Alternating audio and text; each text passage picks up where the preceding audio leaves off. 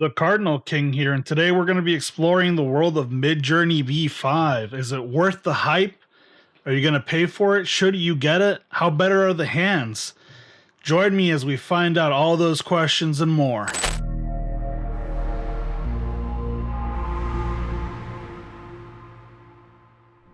Welcome back to the King's Court, and today we're going to explore Midjourney V5. So before we do that, we're going to start with reading the announcement on Midjourney V5, right? So here's the new announcement from Midjourney. It says, hi everyone, we're going to try alpha testing a version of V5 algorithms today. To turn it on, type V5 after your prompt and select V5 from settings. What's new with a V5 base model? Much wider stylistic range with more responsive to prompting. Much higher image quality, 2 times resolution increase, improved dynamic range, more detailed images. Details more likely to be correct, less unwanted text. Improved performance with image prompting, supports the tile argument, supports the AR argument for custom ratios, supports the IW for image weights. Style and prompting for V5. Today's test is basically a pro mode of the model. It is much more unopinionated than V3 and V4 and is tuned to provide a wide diversity of outputs to be very responsive to your inputs. The trade-off here is that it may be harder to use. Short prompts may not work as well. You should try to write long, more explicit text about what you want. A cinematic photo with dramatic lighting. So this just kind of tells me that behind the scenes, they used to have a thing where no matter what you wrote, it would kind of expand upon it.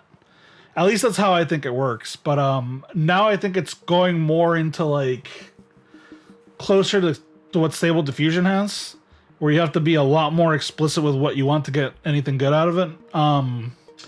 I do still think that they are doing something behind the scenes to help smooth things out and to get you like a more aesthetic result, because they do have some sort of custom aesthetic weighing, because they ask you further up in the same post if you would participate in judging how aesthetic some images are. So let's see here. Please chat with each other in the prompt chat to figure out how to use V5. We hope to have a friendly default styling for V5 before we switch it to default. When this happens, we will slightly turn it off and get back to everything like this raw mode today. Please note, this is an alpha test and things will change. Do not rely on this exact model being available in the future. It will be significantly modified as we take V5 to full release. Right now there is no V5 upscaler. The default resolution of V5 is the same as upscaled V4. If you click upscale, it will just instantly give you that one image by itself. Community standards. This model can generate much more realistic imagery than anything we've released before. We've increased the number of moderators, improved moderating tools, and will be enforcing our community standards with increased strictness and rigor. Don't be a jerk or create images to cause drama. More about V5. V5 is our second model trained on our AI supercluster and has been in the works for 5 months. It uses significantly different neural architecture and new aesthetic techniques. V5 isn't the final step, but we hope you all feel the progress of something deep and unfathomable in the power of our collective human imagination. Please use these incredible powers with joy, wonder, and responsibility and respect. Have fun! Okay guys, so now that we've read that stuff, I'm going to come up with a little prompt list, and then I'm going to go through those prompts to see how well this thing looks. So we're going to kind of run the gamut of what we've done in previous videos, especially when it comes to Stable Diffusion, and we're going to compare and contrast those a little bit. So our first prompt is a painting of Elektra, a fine art painting by Frank Frazetta, by artist Magali Villeneuve, CG Society, Fantasy Art, Fantasy, D&D, Chiaroscuro, Concept Art, ArtStation Concept Winner, Official Art, Concept Art, we put that there twice, Dark and Mysterious, Detailed and Intricate, and then we have the scale we wanted to in the V5. I think this one will give us a good result. It's not as detailed as I think it could make it, but it's good enough. Alright guys, so here are our results. So the 4 that were outputted in that Elektra prompt. I think this one benefited a lot from being very specific because stylistically it's exactly what I wanted. So I decided to blow up this one over here and this one over here.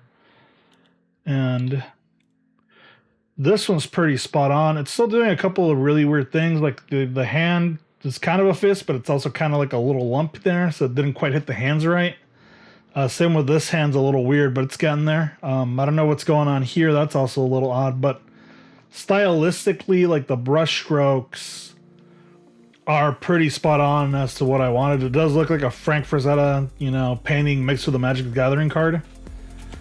So then this one's great. Like the brush strokes on here, the brush strokes on here look pretty spot on. She looks more like a pirate than Elektra though, so it's not the best, but so far pretty good. Comparable to Stable Diffusion though, so I'm not super wowed yet, but then again, this model's main thing is photorealism, right? On to something that's a little bit more simple. We have a painting of Seto Kaiba by artist Robert McGinnis, by artist Kobe Whitmore, by artist James Gurney, by artist Saul Tepper. Dark and mysterious, detailed and intricate, angular brush strokes. And I found that angular brush strokes part really gives you way better results. They look a little bit more painterly, but let's see what it comes out. And next up, we have the set that is supposed to be Seto Kaiba in the style of the 60s American illustrators. This one right here is just that Twitch streamer Hassan. I really like this one. This one has kind of like a brooding, you know, businessman type deal going on. There's like the background looks pretty spot on. Like it's almost like the shadow of the blue eyes is behind him.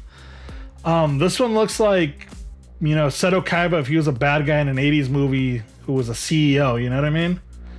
Like this one's very Americanized, but I think this one looks pretty spot on. He looks like a salty nerd that would try to beat you up if you beat him at Yu-Gi-Oh!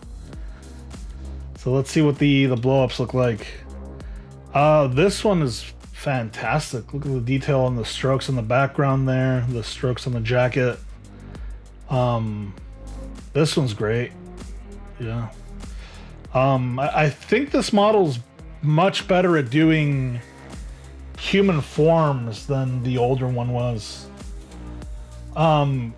Same with this guy, like it's great. Like the expression here is fantastic. He just looks like a salty nerd.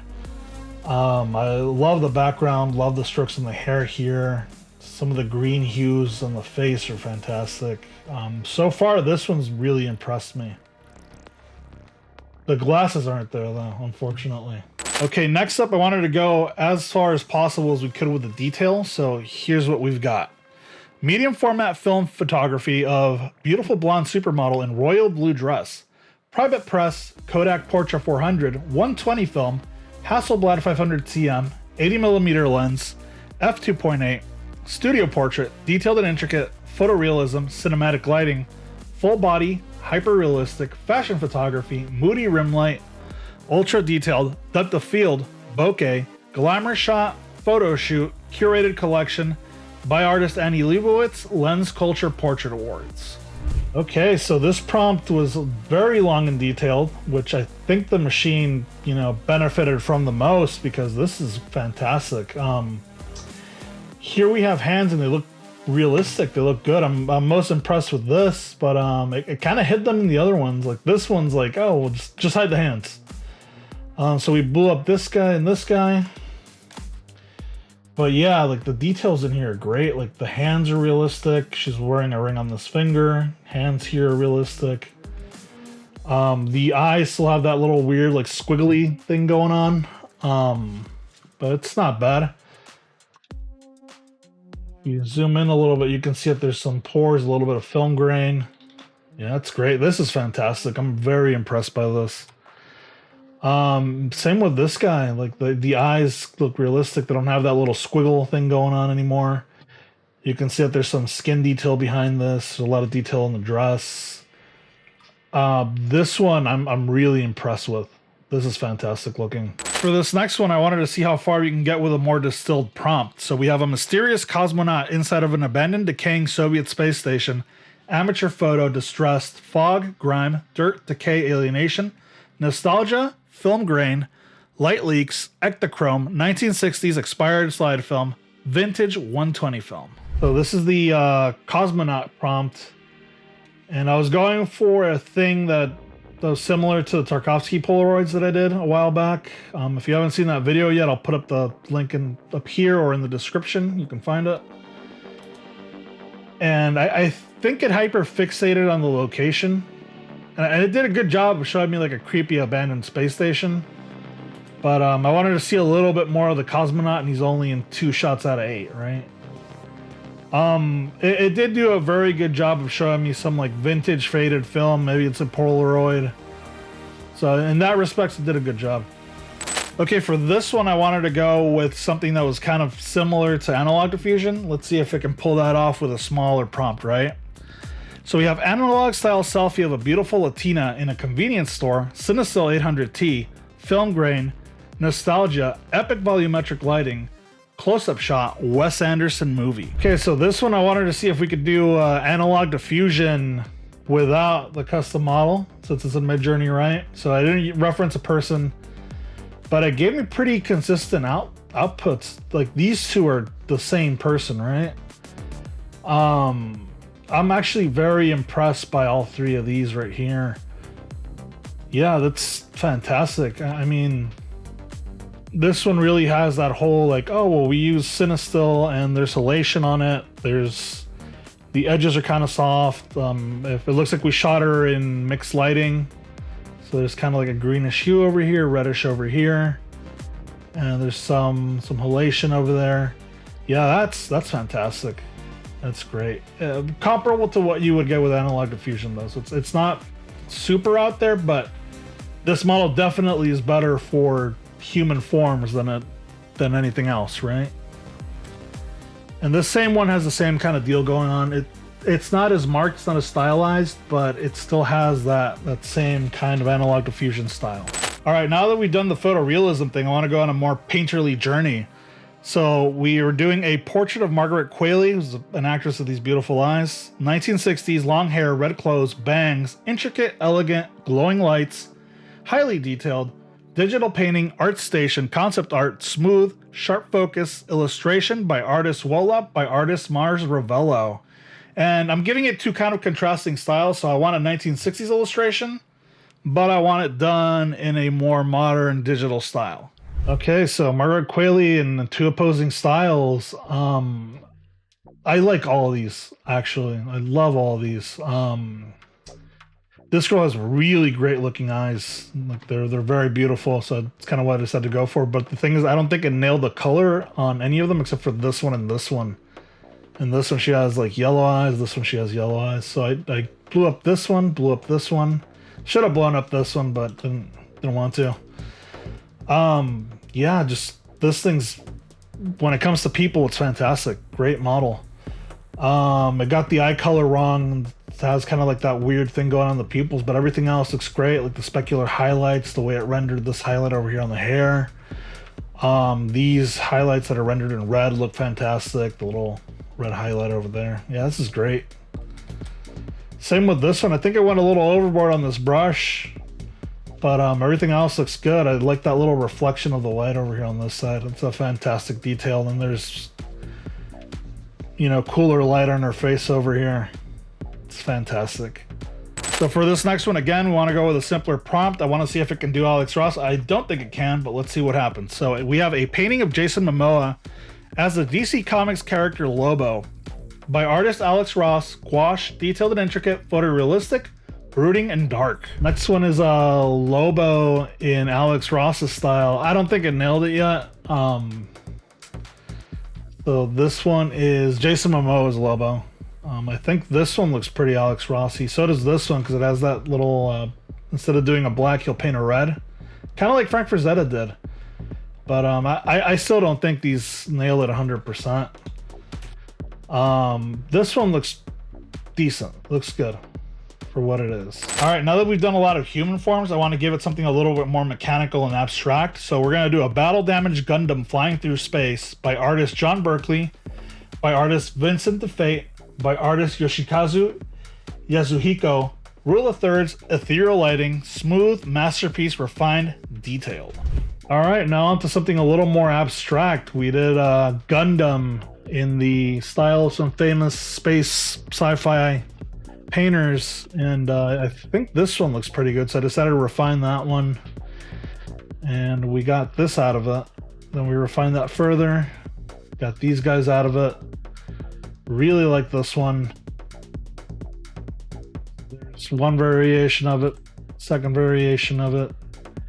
Then we did a third one, which is these guys. I like this one because it looks like he's very battle damaged, right? Like he's missing a leg, doesn't have a head over here. They put the little spaceship over here for scale just to show you how gargantuan this thing is. But yeah, I love the backgrounds on these, like the moon over here. For our last one, we're going for a much simpler prompt. So we're just doing a portrait painting of Pedro Pasqual, Futurism by artist Gaston Bouzier, by artist Craig Mullins, by artist Alphonse Mucha.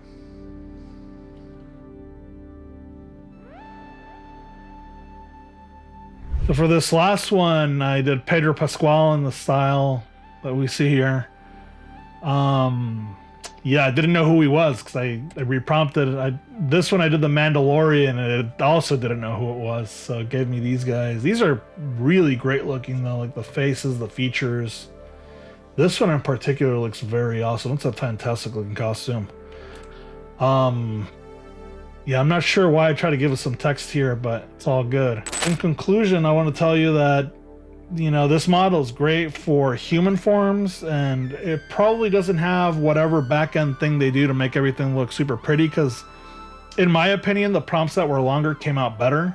So the more detailed you can get into this initial phase and this first alpha phase of it, the better your prompt's going to come out.